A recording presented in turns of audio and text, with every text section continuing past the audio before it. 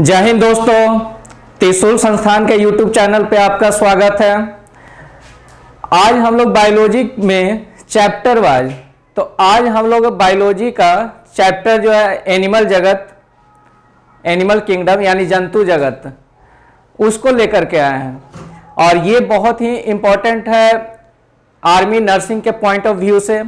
यहाँ से एक क्वेश्चन तो फिक्स होता है कि एक क्वेश्चन आना ही आना है, तो ये बहुत ही इम्पोर्टेंट चैप्टर है और उम्मीद करते हैं कि आप लोग अपना पढ़ाई सही से कर रहे होंगे। तो चलिए आज बढ़ते हैं हम लोग। आज का जो सेशन है, आज देखिए, आज का चैप्टर है एनिमल किंगडम।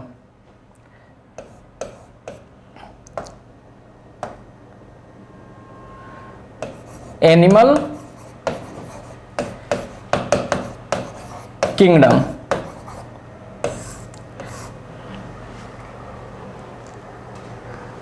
यानी इसको बोलते हैं जंतु जगत।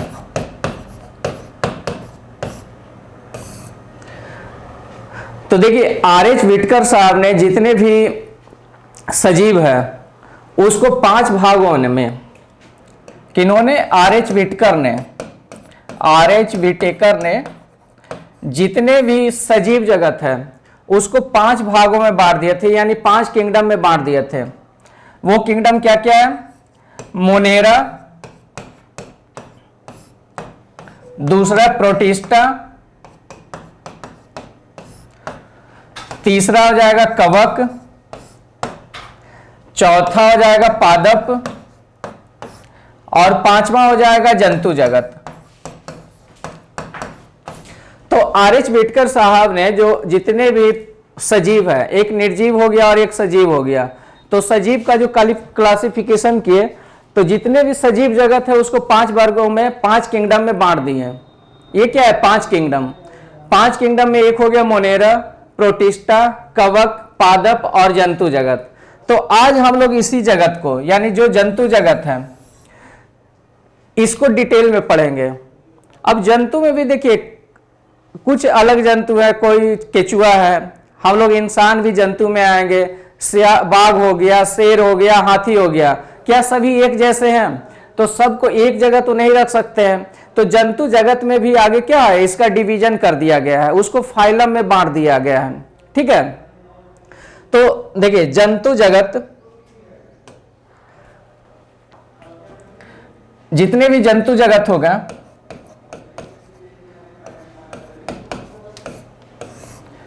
उसको सेल के आधार पर, यानी कोशिका के आधार पर, जो एक कोशिकीय जीव है, जितने भी एक कोशिकीय जीव होंगे, जितने भी एक कोशिकीय, इसको रख दिया। जितने भी एक कोशिकीय जीव है उसको एक संघ बना करके प्रोटोजोआ संघ में रख दिया गया। किसमें? प्रोटोजोआ में। दूसरे जितने भी बहुकोशिकीय जीव है, जितने भी बहुकोशिकीय जीव है उसको रख दिया गया मेटाजोआ में। एक वर्गीकरण कर दिया गया प्रोटोजोआ, मतलब जितने भी एक कोशिकीय जीव है उसको प्रोटोजोआ में रख दिया गया, और जितने भी बहुकोशिकीय जीव है उसको किस में रख दिया गया? मेटाजोआ। और मेटाजोआ में अलग अलग फाइलम फिर से पढ़ना रहता है। तो पहला होता है, देखिए ये नाम याद करना बहुत जरूरी है। पहला है पोरीफेरा। ठीक है, पहला पोरीफेरा। दूसरा हो जाएगा निडीरिया। निडीरिया को ही बोला जाता है सिलेंट्रेटा।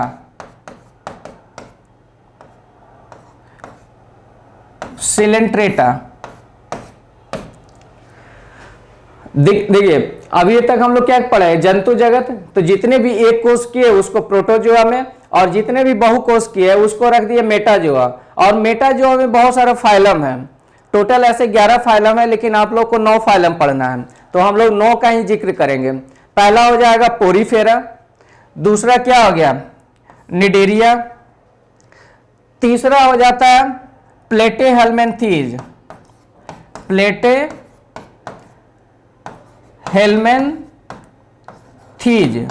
प्लेटेहेल्मिन्थीज।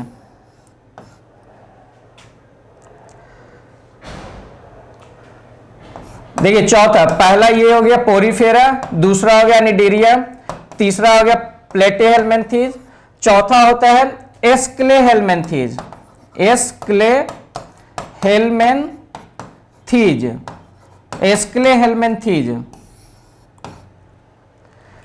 पांचवा देखिए एस्क्लेहेलमिन्थेस हो जाएगा, फिर हो जाएगा एनेलिडा, एनेलिडा। छठा फैमिली क्या हो जाएगा? ऑर्थोपोडा, छठा फैमिली क्या हो जाएगा? ऑर्थोपोडा। सातवां क्या हो जाएगा? Mollusca, Mollusca. आठवां हो जाएगा इकाइनोडर्मेटा, इकाइनोडर्मेटा। और नौवां हो जाएगा कॉर्डेटा। यानी जितने भी मेटाजोआ जो जीव है उसका सबसे प्राचीन यानी सबसे पहला देखा जाए तो वो क्या हो जाएगा? पोरीफेरा। तो अभी तक देखिए यह स्ट्रक्चर समझ में आ गया होगा कि आज की क्लास में हम लोग क्या क्या पढ़ेंगे। आज उसके लिए हम पीपीटी लाए हैं और पीपीटी के माध्यम से ही समझाएंगे, क्योंकि ये चैप्टर ऐसा है जब तक एग्जाम्पल ना दिखाएंगे तो आपको समझ में ही नहीं आएगा अच्छे से। तो अभी हम लोग देखिए पढ़े कि आर एच विटकर साहब ने जितने भी सजीव जगत है उसको 5 किंगडम में बांट दिए। मोनेरा, प्रोटिस्टा, पादप, मोनेरा, प्रोटिस्टा, कवक, पादप और जंतु जगत। जंतु जगत को भी जितने भी जंतु है उसको एक कैटेगरी में नहीं रख सकते हैं। जितने भी एक कोशिकीय हो गया उसको प्रोटोजोआ में रख दिए और जितने भी बहुकोशिकीय हो गया मेटाजोआ में रख दिए। अब मेटाजोआ में भी अलग अलग तरह के, कुछ होगा पोरीफेरा, कुछ हो जाएगा cnidaria, platyhelminthes, aschelminthes, annelida, arthropoda, mollusca, echinodermata, chordata. तो चलिए अब पीपीटी के माध्यम से इसको बारी बारी अच्छे से इसको पढ़ते हैं। देखिए पहले है प्रोटोजोआ यानी एक कोशिकीय जीव। तो देखिए यह रचना में सरल तथा एक कोशिकीय होते हैं। जितने भी एक कोशिकीय जीव होगा उसको प्रोटोजोआ में रख दिए। इनमें अधिकांश पानी में रहने वाले स्वतंत्र जीवी होते हैं। कुछ जातियां परजीवी, परजीवी मतलब दूसरे पे आश्रित, ठीक है, परजीवी मतलब दूसरे पे आश्रित।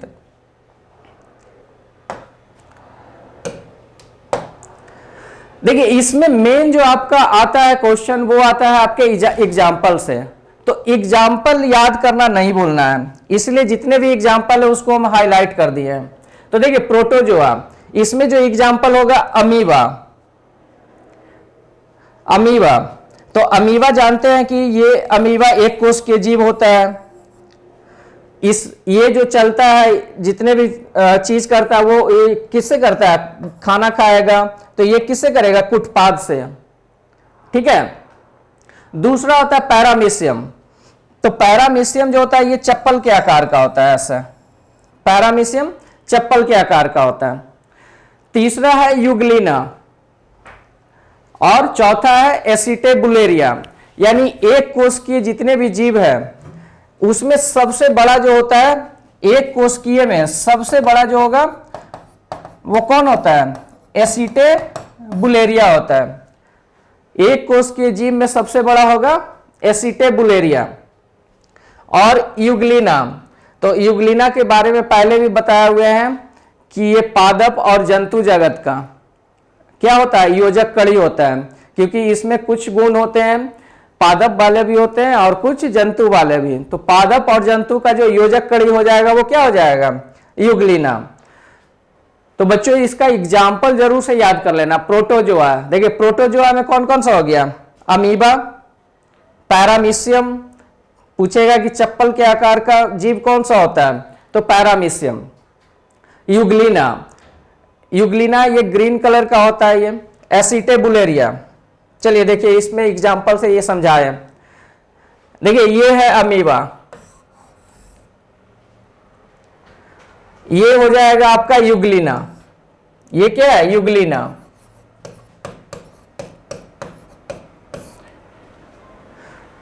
ये हो जाएगा पैरामीशियम।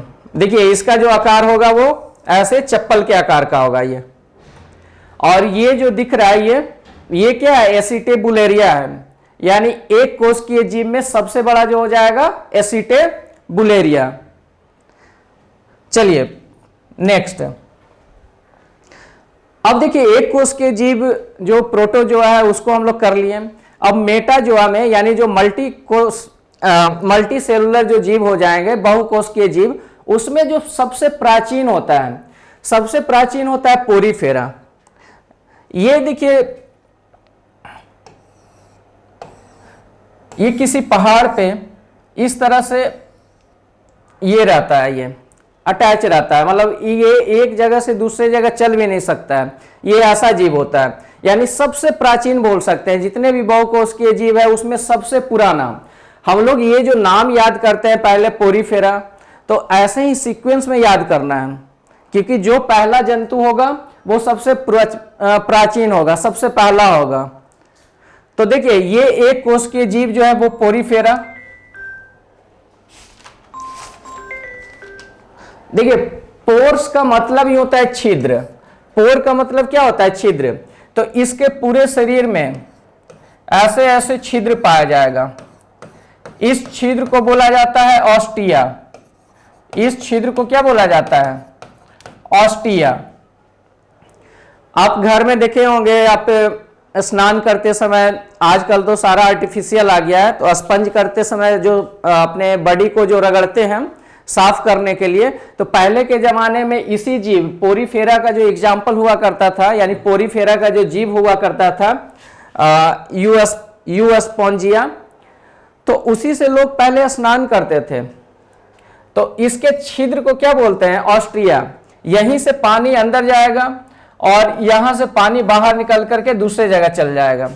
इसमें कोई भी ना पाचन तंत्र होता है, ना श्वसन तंत्र होगा, ना प्रजनन होगा।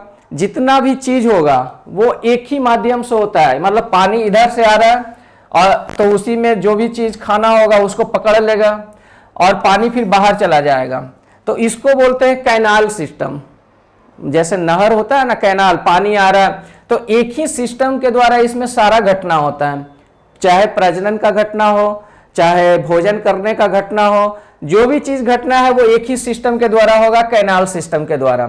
और ये चल नहीं सकते हैं, तो नहीं चलने के कारण इस जीव को बोला जाता है सेसाइल। सेसाइल का मतलब क्या होता है? जो चल नहीं सकता, जो चल नहीं सकता, चल नहीं सकता। इसका दूसरा नाम होता है पोरीफेरा का स्पंज, जो फेमस नाम होता है स्पंज। तो अब देखिए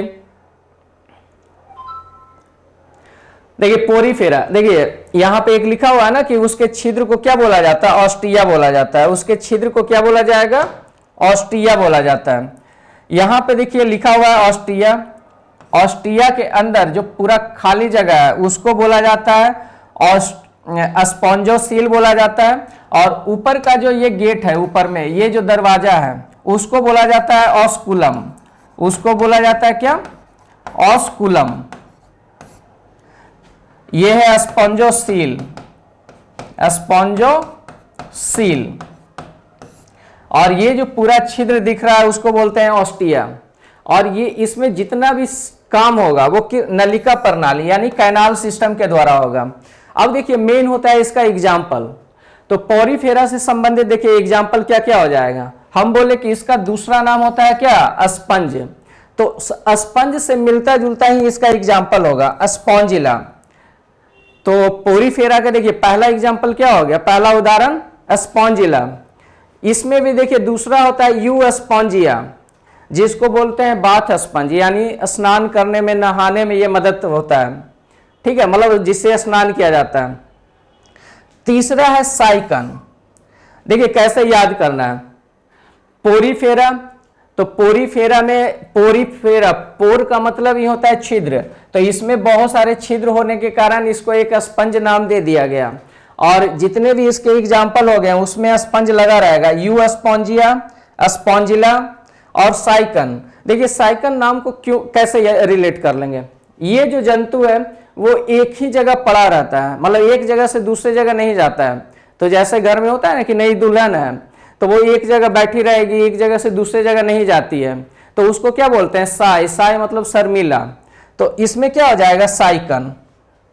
देखिए साइकन जब भी वर्ड आएगा तो कैसे याद कर लेना, वो पोरीफेरा का है, जो चल फिर भी नहीं सकता, मतलब एक ही जगह बैठा हुआ है। और दो एग्जाम्पल पूछेगा, स्पॉन्जिला और यू स्पॉन्जिया।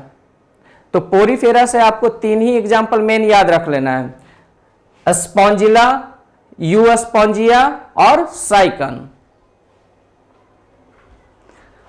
उम्मीद करते हैं समझ में आ रहा होगा। अगर कोई भी इसमें दिक्कत होगा क्लास में तो कमेंट जरूर कीजिएगा। देखिए ये इसका एग्जाम्पल है, ये जो यहां पे जो दिखा रहे थे स्पॉन्ज, तो ये ऐसे ही, और इसमें पूरे छिद्र छिद्र टाइप का होगा, और इस टाइप से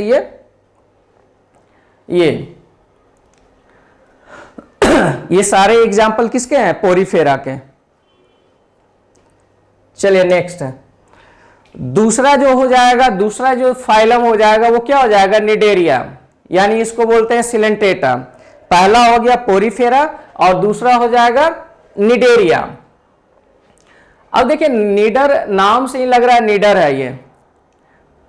अब इसमें देखिए पहले वाले में जितने भी पोरीफेरा में क्या होता है कि ऐसे सारे कोशिका, ऐसे छिद्र रहते हैं, और एक कोशिका भी है अलग अलग पड़ा रहता है, मतलब बहुत सारे कोशिका का समूह तो है, ये बहुकोशिकीय जीव है। लेकिन बहुकोशिकीय जीव होने के बावजूद भी, बहुत सारे कोशिका होने के बावजूद भी ये टिश्यू यानी उत्तक का निर्माण नहीं करता है, क्योंकि सारे कोशिका जो होता है वो अलग अलग रहता है, मतलब सारे एक जगह मिल करके उत्तक का निर्माण नहीं किया है। उससे अगला फाइलम पढ़ रहे हैं तो जरूर इसमें एक स्टेप आगे, यानी ये उससे थोड़ा सा एडवांस होगा। तो निडेरिया क्या है, पहले वाले में पोरीफेरा में वो सिर्फ उसमें टिश्यू का निर्माण नहीं हुआ था, उत्तक का निर्माण नहीं हुआ था, लेकिन इसमें क्या हो जाएगा, उत्तक बनना प्रारंभ हो जाएगा, यानी टिश्यू का निर्माण होना शुरू हो जाएगा। दूसरा इसमें जैसे एग्जाम्पल, मेन जो सबसे बड़ा एग्जाम्पल आता है वो हाइड्रा का आता है, हाइड्रा का। इसमें जो सबसे बड़ा एग्जाम्पल आता है निडेरिया फैमिली से, बार बार पूछता है हाइड्रा का। अब हाइड्रा में देखिए, हाइड्रा हो गया, जेलीफिश हो गया, तो इस सब में देखिए पहला वाला चल फिर नहीं सकता था, लेकिन दूसरे वाले में क्या हो गया, ये भी चल फिर नहीं सकते हैं, लेकिन हल्का मूवमेंट। हाइड्रा क्या है, ऐसे करके अपने ऊपर का मुंह नीचे करेगा और फिर वहां पे चिपका कर थोड़ा सा आगे बढ़ जाएगा। जेलीफिश तो है कि वो पानी में तैरता भी है, तो थोड़ा सा एक स्टेप क्या हो गया, एडवांस हो गया ये, किससे, पोरीफेरा से। एक इसमें देखिए, और इसमें जितने भी ये कांटे नुमा ऊपर में एक स्ट्रक्चर लगा रहता है, इसको बोलते हैं निडोब्लास्ट। ये हल्का सा जहरीला होता है, जैसे जेलीफिश है, तो इसके पास कोई भी आएगा तो उससे क्या करता है, उससे अपने मतलब भोजन प्राप्त करने के लिए उससे अटैक कर देता है जहरीला चीज से। और चाइनीज लोग इसको भी नहीं छोड़ते हैं, जहरीला चीज को भी नहीं, इसको भी खा जाते हैं। तो देखिए निडेरिया में क्या क्या एग्जाम्पल हो जाएगा। पहले तो देखिए ये पॉइंट है कि इसमें निडोब्लास्ट नामक एक जहरीली कोशिकाएं पाई जाती है, निडोब्लास्ट। इसी से अपने जो भी शिकार करना है उस पर अटैक करता है। दूसरा एक क्वेश्चन हाइड्रा से हमेशा पूछता है कि हाइड्रा में जो प्रजनन होता है, यानी जो रिप्रोडक्शन होता है, वो मुकुलन विधि से होता है, यानी बडिंग के द्वारा होता है। तो देखिए मुकुलन क्या हो गया, ये आपका हाइड्रा रहेगा ऐसे ऐसे, इसी में एक छोटा सा ऐसे निकलेगा, ये एक बड निकलेगा, और यही कट करके फिर आगे अलग हो जाएगा, और यही फिर एक नए हाइड्रा का निर्माण कर लेता है। तो इसी को बोला जाता है मुकुलन विधि।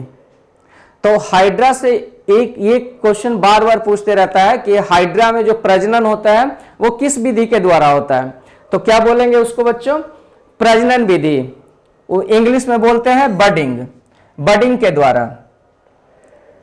हाइड्रा के अंदर ना ही हृदय पाया जाता है, ना ही रक्त पाया जाता है, इसमें कुछ भी नहीं पाया जाएगा।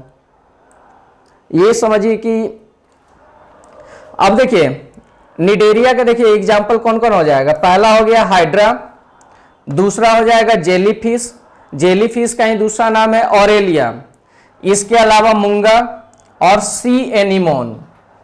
देखिए अब इसको याद, मेन तो है इसका एग्जाम्पल याद करना। तो दूसरा हो गया निडेरिया। तो निडेरिया फैमिली को देखिए, एक क्वेश्चन ये पूछता है सी एनिमोन, इसको देखिए कैसे याद करेंगे। जैसे कोई नया नया कपल है तो वो समुद्र के किनारे, एनीमोन देखिए बोलने में हनीमून जैसा लगेगा, तो नया कपल है समुद्र के किनारे क्या कर रहा है, हनीमून मना रहा है और बिल्कुल निडर, मतलब उसको दुनिया का परवाह भी नहीं है। तो सी एनीमोन किसका हो जाएगा, निडेरिया फैमिली का। दूसरा सबसे ज्यादा जो पूछता है इससे निडेरिया से वो होता है हाइड्रा, और एक होता है जेलीफिश, जेलीफिश को ही ऑरेलिया बोलते हैं। और ये है मूंगा। देखिए मूंगा का चट्टान आप पढ़े होंगे कि ऑस्ट्रेलिया जो है या फिर हमारे भारत के जस्ट बगल में जो लक्षद्वीप है वो मूंगा चट्टान से, यानी उसको बोलते हैं कोरल रीफ। मूंगा को भी क्या बोला जाता है, कोरल रीफ, कोरल रीफ। दुनिया का सबसे बड़ा जो रीफ है कोरल रीफ वो ऑस्ट्रेलिया में है, ग्रेट बैरियर रीफ। अगर ये ऑस्ट्रेलिया है आपका, तो ऑस्ट्रेलिया के चारों साइड में यहाँ पे लगभग 16 मतलब 2000 से ज्यादा किलोमीटर लंबाई में फैला हुआ है जो दुनिया का सबसे बड़ा मूंगा से बना हुआ चट्टान है, उसको बोलते हैं great barrier reef, great barrier reef. ये कहां पे है, ये ऑस्ट्रेलिया में है। वो भी किससे मिलकर बना हुआ है, मूंगा से बना हुआ है, और वो किस फैमिली में आ जाएगा, निडेरिया फैमिली में। चलिए नेक्स्ट प्रश्न, नेक्स्ट प्रश्न नहीं, नेक्स्ट देखिए ये एग्जांपल है, ये हो जाएगा क्या आपका, ये हाइड्रा, इसी में जहर रहेगा, ये टिनोब्लास्ट जिसको बोलते हैं। ये देखिए ये बहुत ही सुंदर दिखेगा, इसको बोलते हैं जेलीफिश, ये है जेलीफिश। ये है मूंगा वाला चट्टान जिसको बोलते हैं कोरल रीफ। चलिए आ जाइए अगले फाइलम में। देखिए तीसरा है प्लेटीहेल्मिन्थीज। तो प्लेटीहेल्मिन्थीज इसके नाम से ही पता चलता है ये प्लेट के आकार का यानी चपटा होगा। इसके जितने भी कृमि होंगे, जितने भी जीव हो गए, ये फ्लैट वो मतलब छोटा छोटा कीड़ा होता है, जैसे हमारे पेट में है, दूसरे जगह छोटी आंत में जो छोटा छोटा कीड़ा पाया जाता है, ये वैसा ही होगा प्लेटीहेल्मिन्थीज। इसका शरीर कैसा होगा, चपटा होगा, प्लेट के आकार का होगा। तो इसका देखिए एग्जाम्पल, ये पैरासाइट होते हैं, ये जनरली क्या होता है, ये परजीवी होते हैं, मतलब दूसरे पे आश्रित होते हैं। इसका देखिए एग्जाम्पल हो जाएगा प्लेनेरिया, फैसियोला और टीनिया सोलियम। प्लेनेरिया, फैसियोला और टीनिया सोलियम, प्लेटीहेल्मिन्थीज।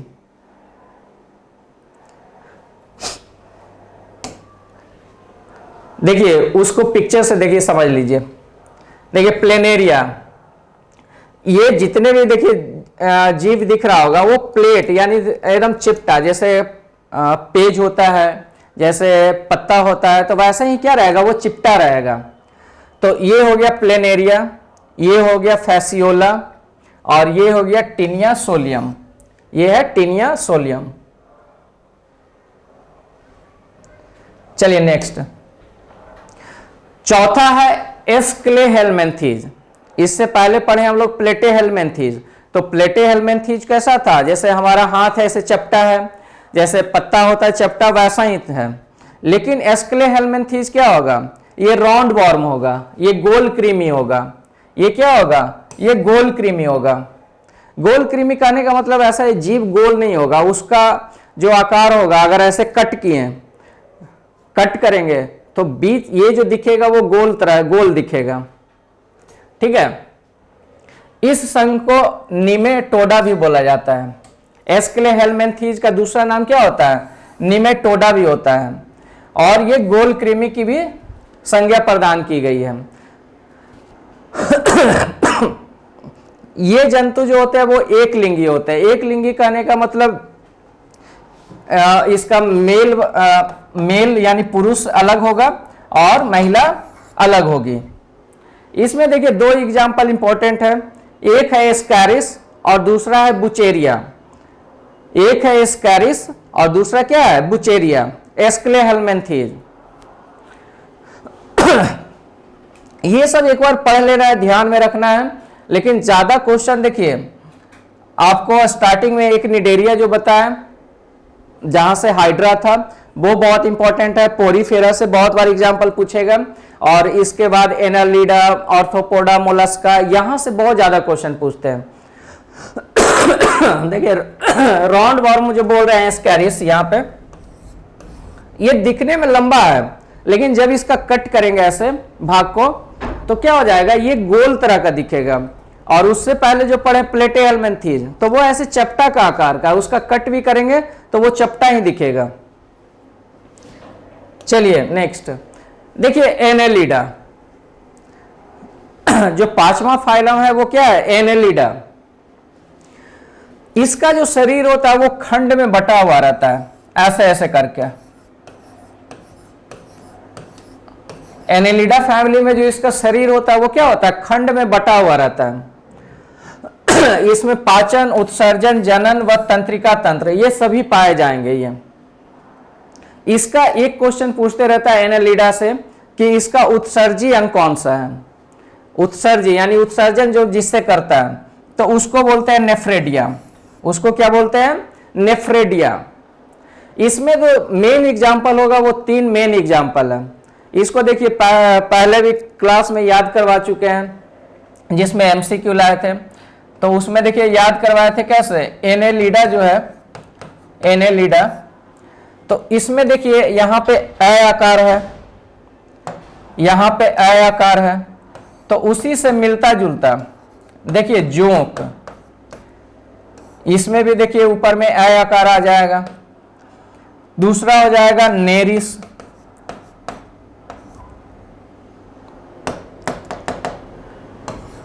दूसरा हो जाएगा नेरिस, तो नेरिस में यहां पे भी देखिए अ आकार का होगा। और पहला हो जाएगा केचुआ। केचुआ को क्या बोला जाता है, किसानों का मित्र बोला जाता है केचुआ। तो इसमें देखिए सभी में क्या हो जाएगा, जोंक, नेरिस, केचुआ, सभी में क्या अ आकार दिख रहा है, आकार दिख रहा है। तो इस तरह से आप लेटर के अकॉर्डिंग भी उसको रिलेट कर सकते हैं। देखिए पिक्चर से देख लेते हैं, इससे भली भांति परिचित होंगे। ये क्या हो जाएगा, इससे परिचित नहीं होंगे। ये है क्या, नेरिस, ये है आपका नेरिस। जो तीन एग्जाम्पल बोले, नेरिस, जोंक और केचुआ, देखिए तीनों का पिक्चर यहां पे है।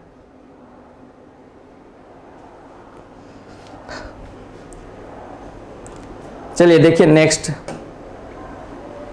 ऑर्थोपोडा।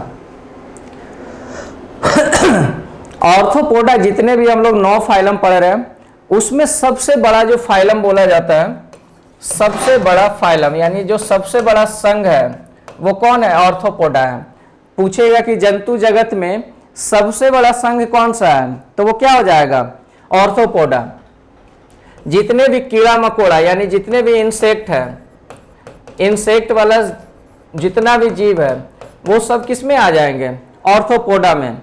यानी जितने भी जंतु जगत हैं उसका लगभग 60% जीव किस में आ जाता है, इसी में आ जाता है। किसमें, ऑर्थोपोडा में। इसका जो शरीर है वो 3 भाग में बटा हुआ रहता है। ऊपर में ऐसे सर रहेगा, बीच में उदर रहेगा, धड़ रहेगा, इस टाइप से वो 3 भाग में बटा हुआ रहता है, सिर, धड़ और उदर में। इस समुदाय के जंतुओं का जो शरीर है वो काइटिन नामक आवरण से ढका हुआ रहता है।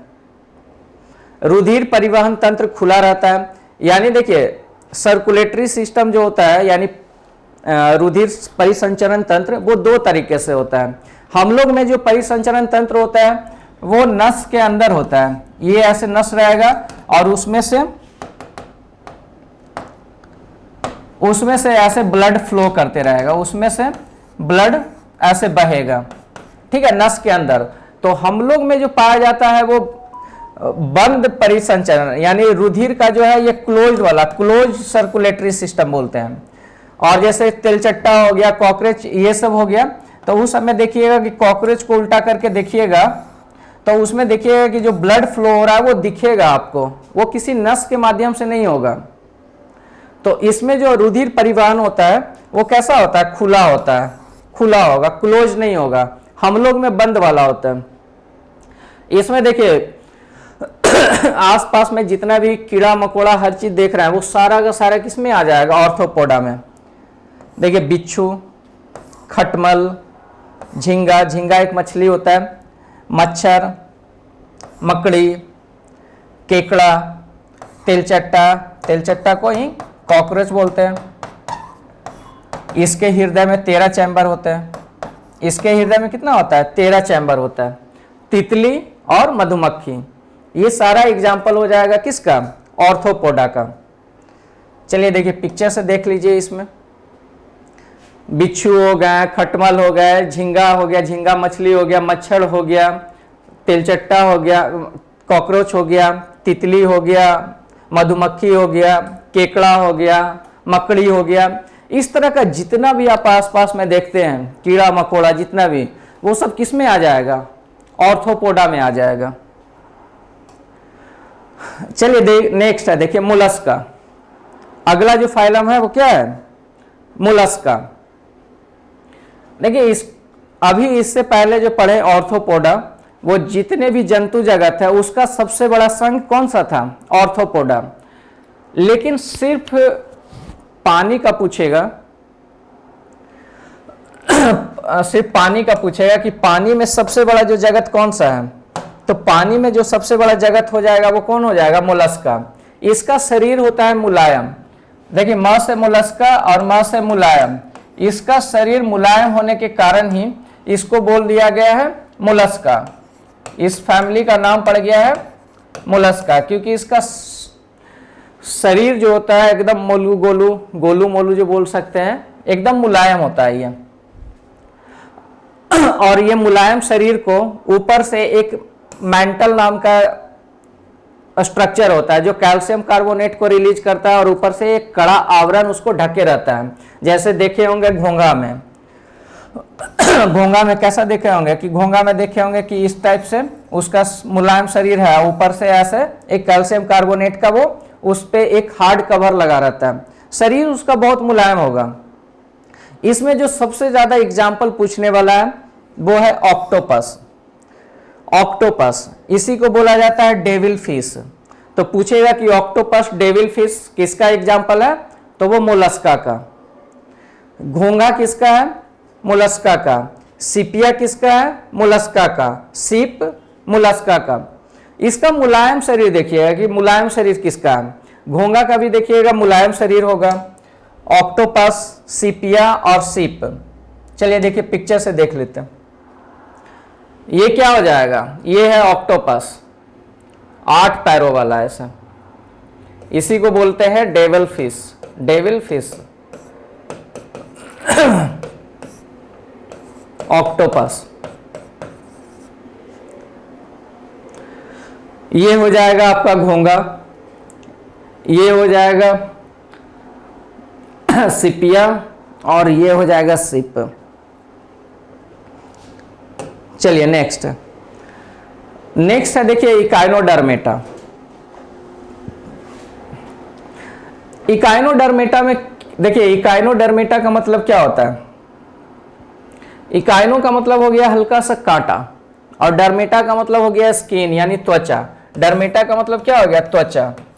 तो इसके त्वचा पे कांटा पाया जाएगा, इसके त्वचा पे क्या पाया जाएगा, कांटा पाया जाएगा।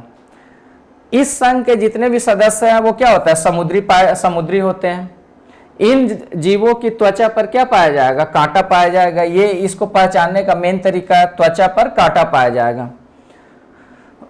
इसमें जो एग्जाम्पल होता है तारा मछली, सबसे ज्यादा पूछता है इसी से। तारा मछली को इंग्लिश में क्या बोलेंगे, स्टार फिश बोलेंगे।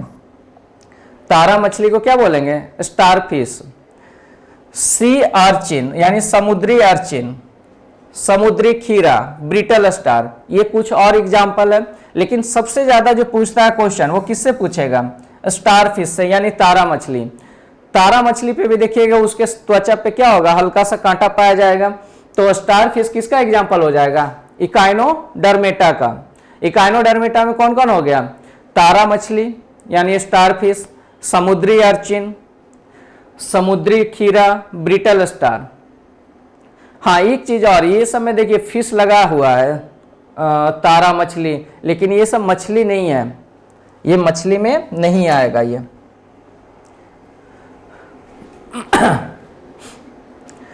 यहां पे देखिए जो एग्जाम्पल अभी बता रहे थे, ये है स्टार फिश। इसमें देखिएगा तो यहाँ पे ऐसे रुखड़ा रुखड़ा ऐसे इसके त्वचा पर क्या पाया जाएगा? कांटा पाया जाएगा।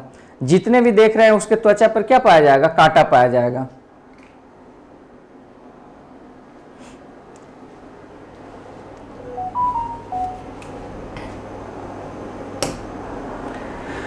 अब देखिए मेन जो है वो कॉर्डेटा। कॉर्डेटा का मतलब क्या हो गया?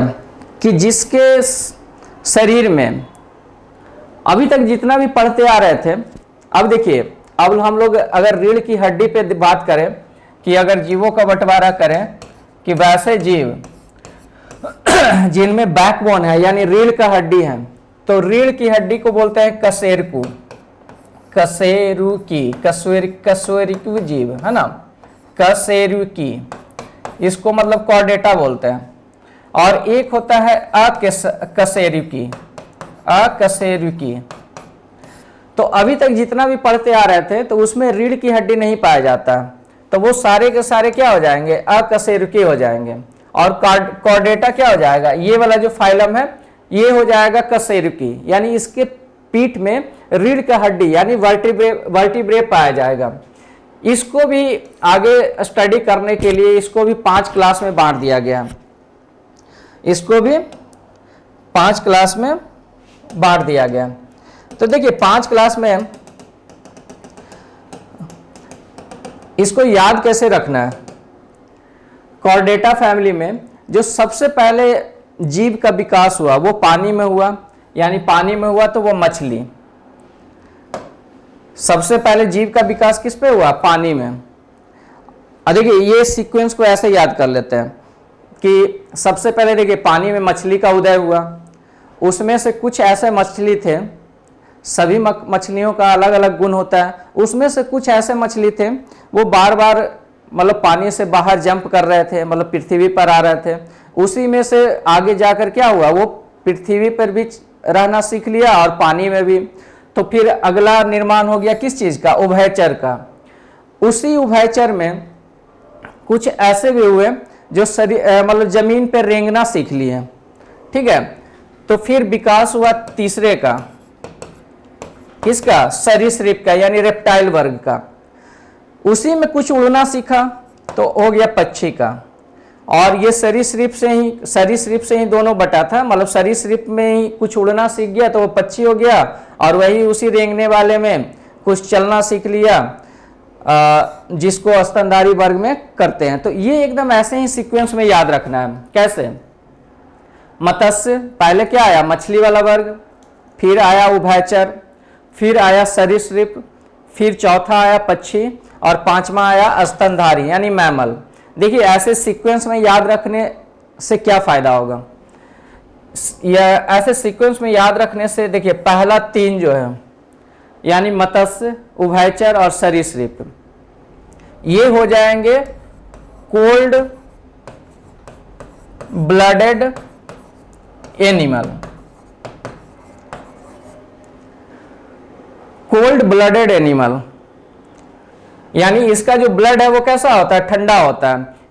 ये जितने भी जीव हैं ये तीनों, मत्स्य यानी मछली वाला, उभयचर और सरीसृप, इसका जो अंदर का जो टेम्परेचर है वो बाहरी यानी पर्यावरण में जो टेम्परेचर है उस पर डिपेंड करता है। यानी बाहर का जो पर्यावरण का टेम्परेचर अगर चेंज होगा तो इसके शरीर का भी टेम्परेचर चेंज होगा। तो इसलिए इसको बोलते हैं कोल्ड ब्लडेड एनिमल। क्यों? क्योंकि इसका जो शरीर का जो त्वचा का जो टेम्परेचर है वो किस पे डिपेंड कर रहा है? पर्यावरण के टेम्परेचर पर, वहीं से वो ऊष्मा को प्राप्त करता है। लेकिन चौथा जो हो गया पक्षी जगत और स्तनधारी, ये क्या होता है? Warm blooded animal, warm blooded animal. ये पर्यावरण से हीट को गेन नहीं करते, यानी इसके शरीर का टेम्परेचर, जैसे अगर एनिमल हम लोग देख लें तो हम लोग का शरीर का टेम्परेचर कितना होता है? 37 डिग्री टेम्परेचर, 37 डिग्री सेल्सियस। ये कभी भी हो, ठंडा हो गर्मी हो, हमारे शरीर का टेम्परेचर कितना बना रहेगा? यानी मेंटेन रहेगा। इसका चेंज होते रहता है और इसका क्या रहेगा? मेंटेन होते रहेगा। तो यहां से दो चीजें याद कर सकते हैं कि कोल्ड ब्लडेड एनिमल कौन सा होता है और वार्म ब्लडेड यानी गर्म वाला। ये हो गया ठंडा, कोल्ड मतलब क्या हो गया? ठंडा, और ये वार्म मतलब क्या हो गया? गर्म। तो गर्म वाले में कौन कौन हो जाएंगे? पक्षी और स्तनधारी। ठंडा वाले में क्या हो जाएंगे? मत्स्य, उभयचर और सरीसृप। अगर ये सीक्वेंस याद है तो एक चीज इससे और याद कर सकते हैं, इसके हार्ट में देखिए, पहला जो मछली है उसके हार्ट में दो चैम्बर होते हैं, एक होता है आलिंद और एक होता है निलय। लेकिन उसके बाद जो उभयचर है, उभयचर और सरीसृप, इसके हार्ट में, हृदय में 3 चैम्बर होता है, ऊपर में 2 आलिंद होता है और एक नीचे निलय होता है। तो इसका बनावट इस तरह से होता है, इसमें हो जाएंगे 2 चैम्बर, एक आलिंद और एक निलय। उभयचर और सरीसृप में हो जाएंगे 2 आलिंद और एक निलय। और पक्षी जगत और स्तनधारी, इसमें 4 चैम्बर पाए जाते हैं। 4 चैम्बर कहने का मतलब ऊपर में 2 आलिंद और नीचे 2 निलय।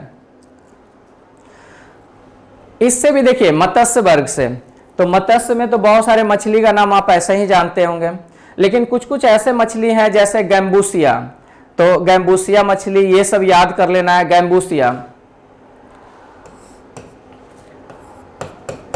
गैम्बूसिया, जहां पे जिस तालाब में मच्छर की संख्या अधिक हो गया तो वहां पे आप ये मछली छोड़ दीजिएगा तो ये क्या करता है? मच्छरों को खा जाता है। गंबूसिया हो गया, शार्क हो गया, ये सब क्या हो जाएंगे? इसके मत्स्य वर्ग के एग्जाम्पल हो जाएंगे। उभयचर, उभयचर में जानते ही होंगे, मेढक हो जाएगा, टैडपोल हो जाएगा, एक हाइला भी होता है,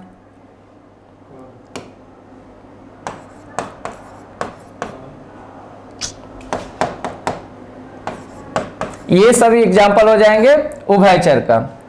रिप्टाइल में जितने भी रेंगने वाले, यानी सांप हो गया, क्रोकोडाइल हो गया, घड़ियाल हो गया, ये सभी एग्जाम्पल किसका हो जाएगा? सरीसृप का। जनरली ऐसे सभी जितने भी सरीसृप हैं उसके हृदय में 3 चैम्बर होते हैं, लेकिन जैसे क्रोकोडाइल है तो क्रोकोडाइल का एक्सेप्शन होता है। क्रोकोडाइल में 4 चैम्बर होते हैं। क्रोकोडाइल में कितने हो जाएंगे? 4 चैम्बर हो जाएंगे। और पक्षी और स्तनधारी, देखिए स्तनधारी में समझने के लिए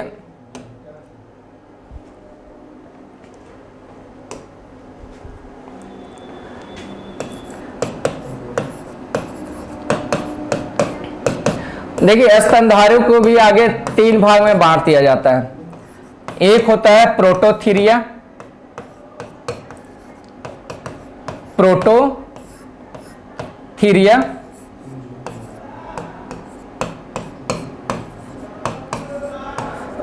मेटाथीरिया, और तीसरा होता है यूथीरिया। प्रोटोथीरिया, मेटाथीरिया और यूथीरिया। प्रोटोथीरिया क्या होता है? ये अंडे को जन्म देता है, मतलब बच्चे में अंडे देता है। तो पूछता है क्वेश्चन कि कौन सा ऐसा स्तनधारी प्राणी है जो अंडे देता है, यानी कौन सा ऐसा स्तनधारी है जो अंडे देता है? तो क्या हो जाएगा? प्रोटोथीरिया। और इसका एग्जाम्पल क्या है? प्लेटिपस। सबसे ज्यादा जो एग्जाम्पल पूछता है वो है प्लेटिपस। ये हो गया एक संघ हो गया, यानी उपसंघ हो गया, कॉर्डेटा में भी अंदर बटा हुआ है, तो प्रोटोथीरिया। और ये हो जाएगा जीव, हो जाएगा प्लेटिपस।